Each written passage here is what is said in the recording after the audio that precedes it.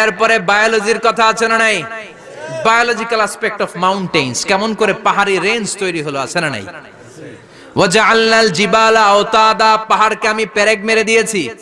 ওমিয়া কাঠের ভেতরে যখন পেরেক মারেন, পেরেকের বেশিরভাগ অংশ কাঠের ভেতরে ঢুকে যায়, উপরে দেখা যায় সামান্য, ঠিক কিনা? তো লোহা যদি আল্লাহ পেরেক মারেন, উপরে যা দেখা যায় এটা সামান্য, আসল পাহাড় তো মাটির নিচে। সুবহানাল্লাহ কইবেন না? আসল পাহাড় কোথায়? পেরেক যদি কাঠের মধ্যে ঢুকিয়ে দেন, পুরো পেরেকটা কাঠে ঢুকে যায় না, উপরে দেখা যায় কদ্দুর? সামান্য। পাহাড়ের যা আপনি দেখেন এটা তো পেরেকের মাথা, পুরো পাহাড়টা আল্লাহ জমিনের ভেতরে গেড়ে দিয়েছেন। চিল্লায় পড়েন আল্লাহু আকবার।